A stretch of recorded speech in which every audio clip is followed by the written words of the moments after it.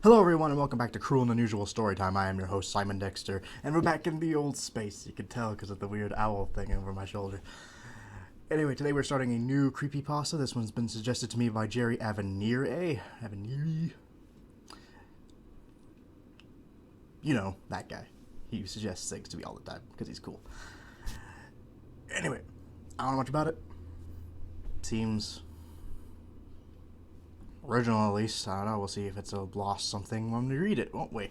Okay. No more dinking around. Sit back, relax, and let's enjoy the dating game.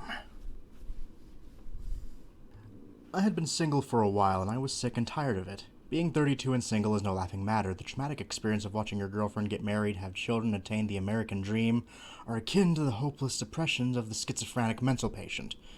Wow, this is actually not terribly written. I'm already invested. That's good. That's a good sign. I wanted a wife, I wanted kids, I wanted a steady job. I was tired of working at Burger King and living alone in a studio apartment.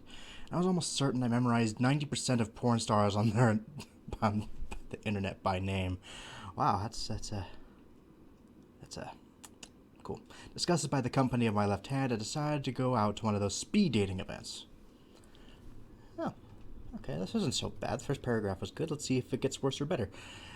I picked out my best garb and walked out the door. Keep in mind, I worked at Burger King, so the best clothes I could afford were some mediocre dress shirts and tattered khaki pants I bought at Walmart. Bought at Walmart during a clearance event. Sorry, for some reason I saw a period. I was fooling myself. I walked into the event, trying to display the shred of confidence I had left. I was instantly discouraged when I saw all the other competing males in their Armani suits, high-class whiskey in hand, and auras of reeking of nothing but pure self-esteem and conceit. This guy is me on a regular Tuesday. The ladies there were dressed in fine dresses, some of them quite low-cut, and smelled like a flower garden designed by Martha Stewart herself. There were some serious lookers in there, and I swear my pants shrunk a couple sizes at the sight of some of these dresses. Okay, don't really want to hear that ever again, so never say that ever again. The speed of the dating started. The first girl I sat down with was quite young, 22-year-old, mother of 3. She had made a lot of mistakes in her life and seemed to be far more than I could handle. Right off the bat, she told me about how she was 4 days sober from methamphetamine and was looking to settle down with a nice man who didn't look like a walrus. Okay, yeah, run, man. Just get out of there. It's not worth it. I spent the next 4 minutes making general small talk, quite literally fearing for my life. Wise. Once that buzzer sounded, I rocketed out of my chair with the speed of a gazelle. Graceful. The young woman seemed offended, but honestly, what did she expect? It's kind of harsh, but yeah, I kind of would have the same reaction. Mostly because I'm a heartless bastard, but whatever. The next woman was far too old for me. I had thought that these events were age-regulated and had different meetings for different people, different stages of life. I'm no pervert, but the whole idea of taking her shirt off and seeing 2 runny eggs nailed to the wall did not appease me. Well. Although I don't really like reading about saggy tits, I guess this isn't written terribly still. My decision was finalized as soon as she brought up her grandkids. Go, run. Grandkids are a no, even at 32, just run for it. I can hardly handle one generation of young ones, much less 2. I actually asked if she needed help getting out of her chair after the buzzer sounded. Again, another dark look. I was batting 0 for 2, but such pitches were ones I would gladly let the catcher have. Ooh. Metaphors or similes or whatever, because I'm too lazy to remember which one it is. The next woman seemed much more appealing. She was 26 and studying to be a nurse at a local hospital. There you go. She loved kids but had none of her own, which was a relief to me. She seemed well kept and stable and wasn't a bad looker either. No lie, my eyes did wander a bit south a couple times during the meeting. She either didn't notice or didn't care. She never pointed it out. I asked her if she'd like my number as the session ended, and she consented. This doesn't go well, I'm imagining. I flipped up on my phone and entered her number as she read it out, smiling and thanking her for her listening ear. No wonder I had been single for so long. I got to the next table. While doing so, I closed my phone by accident and realized that I never saved her number, so it was lost forever. For the love of 0 for 3. Yeah, I gotta say, I'm kind of enjoying myself right now. Okay, the next table was empty. What a joke. If I wanted to sit there and stare at a wall, I would have stayed home. Nothing really to say here. Moving on. This is where the story begins getting dark. The woman I met at the next table was the most interesting of all, but not in a bad way. She had long, flowing dark hair and green eyes. She had this cute smile, and man, with a tight body on this one. Black dress, black shoes, black everything, black, black, black, black, black. For someone dressed in such a gothic manner, she had such a bubbly personality. Everything I said made her giggle, and I felt like a king just talking to this girl. Dating game. Why does it say dating game again? Was it split up into parts? It must have been. I don't know. If I see dating game again, I won't read it. I don't know why that's there. She's 27 and currently unemployed. She was married to a husband before, but he had left her after their 2 children died of leukemia. Downer. For good reason, though. She told me that the cancer was entwined with her lineage dating back as far as the 18th century. Therefore, in numerous fits of emotional rage, her ex-husband blamed her for giving their children cancer and left. What a dick. Too pained by the loss of her entire family, she moved to the city a few weeks ago and was living on unemployment, unable to continue working at her job due to the crippling depression and panic she suffered as a result of her abandonment. This is also kind of a red flag, fellas.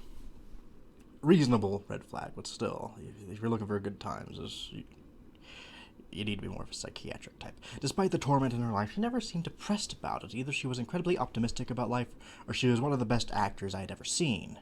Either way, I was willing to take a shot. I asked her if she'd like my number. It turned out that she had some bad meetings at this particular convention herself, and wanted to take off to do something more fun. She tossed me an invite, and seeing as I was a lonely 32-year-old man, she didn't have to ask twice. Well, yeah, understandable. I never understood what she saw in me over all the other guys. I was beaten and broke with no aspirations to better my current situations. Maybe she understood how I felt considering the pain she felt herself, and decided to get to know who I really was under the cocoon of emotional insecurity. I sensed a thread of compassion intertwined between all that stress and trauma, willing to lend an ear to anyone that felt the same pain as her. I was truly transfixed by her presence, drawn to her character. I never felt like this before. This is fantastic build-up, by the way. I am waiting for shit to go down. But, like, so far, this is a good crescendo. I'm liking this so far. I'm actually sincerely enjoying myself here. We decided to go to a pool hall. Apparently she used to be a regular at another pool hall by her old house, winning local tournaments and making a name for herself, and she wanted to check out the scenery here. I wasn't too shabby at the table game myself, so I was excited. Every shot she made was perfect. The balls just sank into the pockets like each pocket was a black hole, just waiting for something to trespass into its field. Out of the 17 games we played, I think I made about 23 shots, and she just kept running the table. It was funny because she kept apologizing for being so good. I waved the apology and complimented her on her skill, causing her to giggle more. Every time she laughed, I felt harder and harder. Stop it. I didn't want to read it. To be honest, I was always excited when the cue ball ended on my side of the table, you know, because she bent over to take her shots, as most pretty bros do. Sorry, this guy's a pervert as fuck. All guys are perverts, ladies, but some of us hide it better than this. We left after that. She said she had to get home as she had some errands to run, being new in the neighborhood and all. I agreed since I had a Facebook application that I had to update. Obviously, I didn't give her that reason. Jesus, what the hell was wrong with me? Passing up an amazing girl for Facebook? Ugh. So we exchanged numbers and parted ways. I couldn't believe it. I'd actually scored a beautiful woman. Hell yeah. Weeks and months passed on. We continued to talk and eventually began regularly dating. The relationship moved pretty quickly, and it seemed we were truly matched for each other. After about 7 months of dating, I asked her to marry me. Oh. I popped the question on the 17th, as that's how many games we played on our first date. She found that so romantic and flew into my arms, screaming yes to the skies. Things were finally looking up. It's going down now. I assure you that, my friend. I moved out of my shitbox apartment and into her home. I always admired the cozy feel of her 2-bedroom ranch house. Something perfect to start a family. As I was moving my final things in, I noticed how much of a mess I was making, with my boxes and stuff and all. I apologized and motioned to the basement to finish moving my things. Her face instantly darted to mine. In a hurried and almost frantic voice, she assured me that she'd take care of the rest of my things, and that I should relax. Old X is in the basement. It was a bit odd, sure, but she had been through so much excruciating sadness throughout her life that her having a psychiatric illness is something I expected. I complied to her request. How am I doing on time? I want to make sure. I'm doing great. Let's continue. The next few months were great. We never got tired of each other, and on our wedding day, the kiss we shared on the altar was so special that I firmly believe angels surrounded us and serenaded us with harps and trumpets as our lips connected and sparked so brightly that the entire room was illuminated. This guy can go on either side of the spectrum on corny. I'll leave out the details of the honeymoon, as this is not a pornographic piece, says the guy checking out boobs every 5 seconds. Why aren't you scrolling? Scroll for me. She was always leery of me approaching the unforbidding basement. I don't know. I'm brain dead right now. Sometimes to the point of arguing with me about it, but aside from that, I didn't see any fault in her. Until everything I knew about life was shattered. One day she told me she was going to the grocery store. I noted that I wanted some ground beef in order to make hamburgers for dinner. She smiled at me with that cute, adorable smiles, and I have grown to know and love, and headed out. After climbing Burger King's corporate ladder, I had finally attained the position of regional financial manager for the entire state, so he stuck with Burger King. Good for him. And actually got higher up. I didn't know many people who actually did that. It was a long and arduous process, but I was getting just above 6 figures for it, so I wasn't complaining. Yeah. Fucking asshole. After each report was fully complete and evaluated, I moved the files to a USB drive so I could upload them to a computer for a corporate meeting next day. To my horror, with only 3 reports left to finish, the computer crashed. If I didn't finish these reports, I would surely lose my job. I called my wife asking if she had any other computers or something I could use, but she didn't answer. I rummaged through the house to find something to finish these reports with, to no avail. Desperate times called for desperate measures. Okay, this is actually a really good reason for him to go in the basement. This is the first time I've thought. Because, yeah, I get that. I've been in that position before, so I get that. That's cool. Okay, continuing. So I took daring risks of approaching the basement. The handle was unusually cold, and the door was locked. Frustrated and defeated, I slumped to the couch in a depression that is until I realized there was a specific flower pot that my wife always guarded with her life. On a hunch, I went to it and found the key at the bottom of the pot under the dirt. Yep, your wife isn't very subtle. As soon as I opened the door, a rancid, tangible odor attacked me like a falling wall from a decrepit building. Called it. The entire basement looked as if it was wasting away, a clear contrast to the rest of the house. The heavy layers of dust upon every surface suggested that the basement hadn't been accessed in years. Using my cell phone as a flashlight, I guided myself down the stairs and flickered a light switch. Surprisingly, the bulb still worked. The walls looked molded, the wood was breaking down, the stench was putrid, and the entire place was in disarray. I encountered a strong sense of dysphoria after setting foot in the room, so I quickly searched for some old computer with the internet of running upstairs as quickly as possible. With the intent of running upstairs as quickly as possible. Blah. To my luck and astonishment, there was an old laptop and a charger in the corner, hidden under some boxes and books. Oddly enough, one of the boxes was one in which she brought down after I first moved in. I had not seen some of this stuff in a long time. Ignoring the nostalgia, I seized the computer charger and raced up to the master bedroom. After giving the laptop a few minutes of power, I booted it up. It ran on Windows XP. It was quite the technological dinosaur compared to modern equipment, but it had Microsoft Office, so it was acceptable.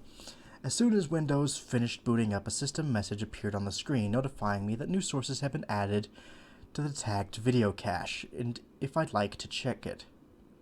Oh, I don't like where this is going at all, in a good way. I had never seen a system message like this before. I know that snooping is generally taboo, but curiosity overcame me. If I saw that, I would be curious too, especially seeing as it was my computer, right? I think it was his. I just read it, but I'm very forgetful. I was taken to a hidden file that required a password to access it. Rolling my eyes, I removed the cursor of the X out of the program, and suddenly something typed the password in for me. A bit frightened at this point, I was sucked into the screen. There were 4 videos entitled him.avi, 1.avi, 2.avi, and y.avi. All 4 thumbnails were pure black. Curious, I clicked on the file entitled him.avi. I should have never done that. The video was extremely shaky and grainy. I could barely make out the figure of a man tied to a chair with some sort of metallic rope. A woman moving as if she was floating on air, not moving a single bone in her body, yet being able to slowly hover around the room came into the picture. To my horror, she brought out a knife and started slowly cutting the man. The man screamed in brutal pain as the woman slowly cut him to pieces. Blood poured from his mouth and all his lacerations as the woman dug the knife deeper. His clothing was slowly stripped from his body, and after each article was removed, she used a lighter to set all the newly exposed hairs on fire. Covered in horrific burns and terrifying cuts, the man had stopped screaming and was now simply bawling. He occasionally screamed out, "Why?" But that was all he could muster. Each time he did, the woman stabbed him again. She began laughing as the man vomited blood and entrails. That's a bit over the top for me, but whatever. She picked up the small, solid piece of the vomit with the knife and slowly licked the knife clean, giggling like a schoolgirl. She then proceeded to gouge the man's left eye out while he was still alive. I couldn't watch anymore, so I closed the video. Shaken and horrified, I clicked on 1.avi. I would have stopped after the first one, but hey, I get the point. Continue. I hadn't known what was going on. This time it was a young boy, about 8 years old, bound in the chair. He looked confused and innocent. I shook my head and fell into tears. Such a thing was not about to befall this boy. This video of the same quality as the last one, however, the background is much brighter. They seem to be an abandoned household, falling apart and in ruin. The woman floated over to the boy, much like she did to the video, and kissed him gently on the cheek. She slowly brought heat lamps, the source of the brightness mentioned before, over to the boy, one by one until the entire video was white. After a while, the camera was dimmed so the boy could be seen again. The innocent look once seen in the beginning of the video turned into one of excruciating pain.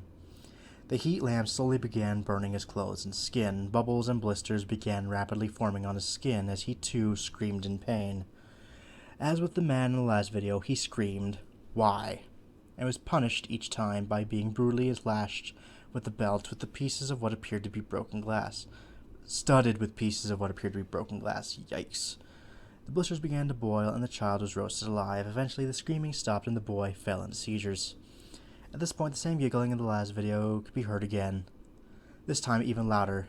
She then took a knife and carved "I deserve this" into the child's melting torso as he screamed. Eventually the boy stopped moving, and I closed out at that point.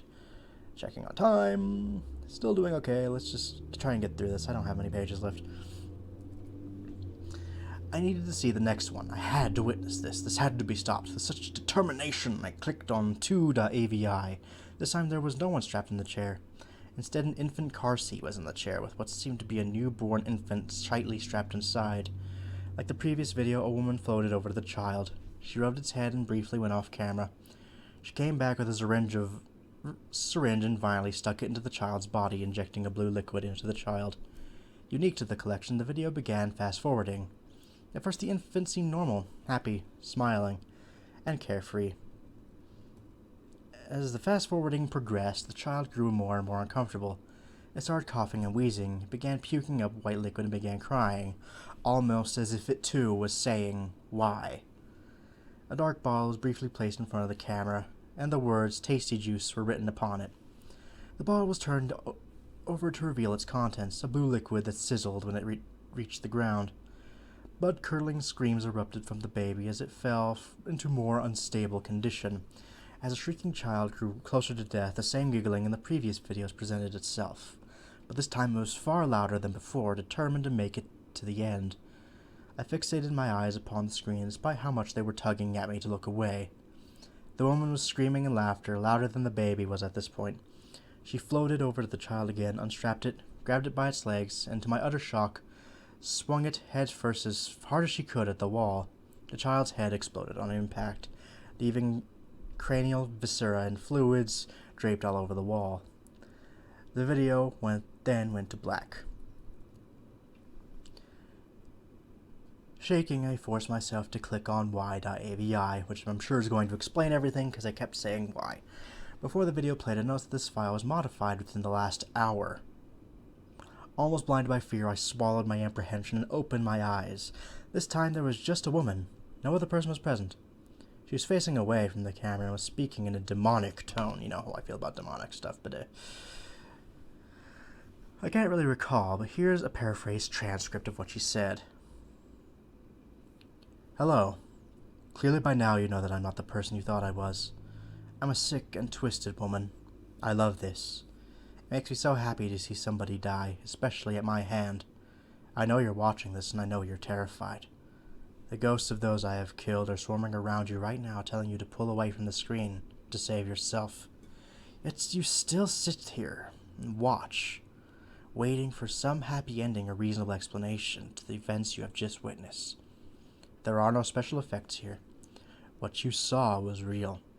I love watching this footage, even so much as to pleasure myself to it. But I had to hide it. You couldn't know. Your lonely piece of shit brain would tell you to turn me in. You were so desperate for love, you fell in love with a serial killer and a witch, apparently, because floating. The woman turned around instantly, and I recognized the face of my wife. I couldn't even feel emotion at this point. I didn't know what to think. My memory had fallen to pieces. I didn't know where I was, or who I had been, or what I was about to go through. Everything in my life died as I saw the once happy and bubbly eyes that I once saw in my wife become vapid and emotionless. A smile crept across her face, one that makes me quiver in malaise upon the slightest thought of it. This wasn't possession, this wasn't mental illness, this was just evil. So evil.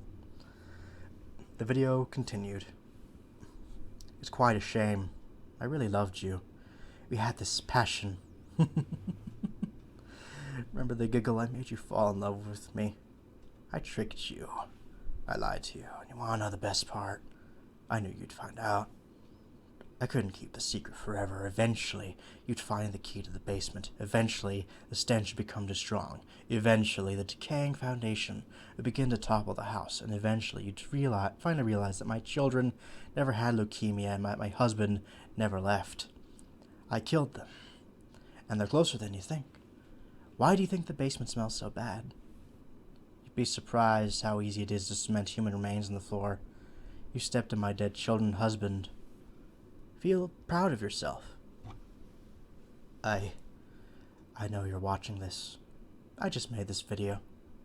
I know what you've done. I began shaking my head, feeling what I was about to hear. A cold sweat crept upon me as I suddenly felt 2 eyes bore into the back of my head. I was paralyzed. Those noises you're hearing aren't the pipes. Turn around. I slowly turned and froze as I met the psychotic eyes of my wife. She began to giggle. He better not die at the end, because that would make no sense. I don't know what happened after that. I've been told by the police that the people heard screams coming from my house during my attempted murder and called the police. I was told by physicians that I was violated with the sharp end of a screwdriver and that she'd placed a block of hot ice on my lap. Oh, like the kind that burns you. Okay.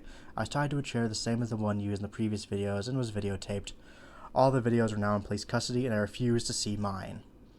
My wife was given the death penalty.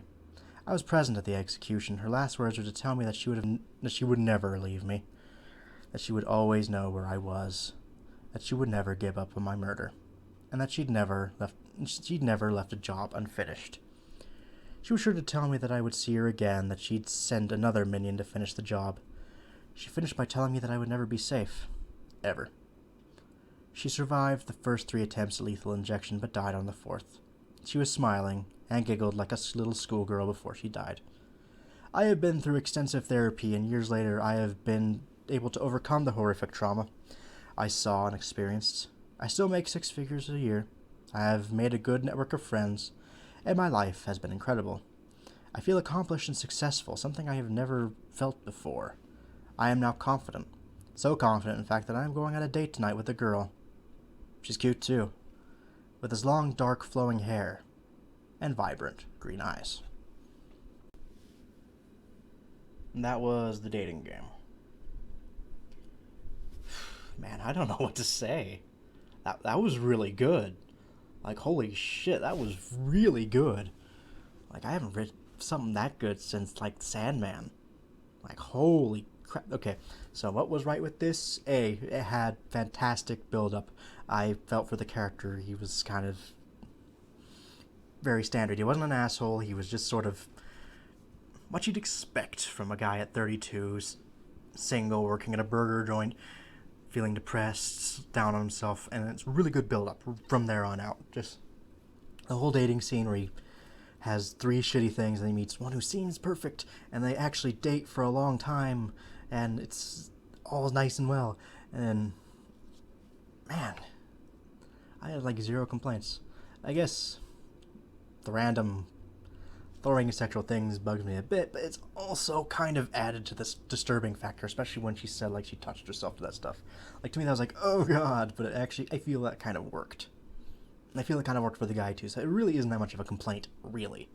It kind of was like, this doesn't sit well with my mind, but it definitely works. And man, just even had like somewhat of a, because it said she floated around, so I don't know if that was like a camera thing or if she's like a demon. I'm assuming she's a demon. I think that's what happened. I think it's some weird sort of possession, like it's almost gotta be, or like a weird reincarnation or something, I don't know, but because with the ending, that's what I gotta assume, right? So there's that in there, but it worked because the build-up was so good. And frankly, just the deaths were pretty over the top, especially coughing out intestines. You can't do that, I don't think, unless you're hit really, really hard. It's just blood that comes out of the mouth, usually. If you want intestines, it's gotta come down the middle. I think that's just me, though. I'm not a doctor. What do I know? So they were kind of over the top, but they were also just in a disturbing way. That's a really good word for this story. It's disturbing. And in a good way. Not like forcing it. It built it up nicely. It was paced well, and frankly, it's the middle of the day. It's like 11 a.m. right now. It's almost lunchtime, and I'm sitting here kind of, I'm kind of creeped out. But that's good. That's why I read these things. Okay, so yeah. It's good to get a really good one in now and again, and I think that should do it. I have like literally nothing bad to say about the story. The writer, you did gorgeous. It was delicious. It was fantastic. Jerry, thank you for the suggestion. It was one of the better stories I've read in a long time. So, hope you guys have a great one. I will see you all on Sunday. I believe I'm resuming Celestial Heroes, and I think it's still one of my old recordings from the last location. So that'll be fun. See you then. Have a great one, folks.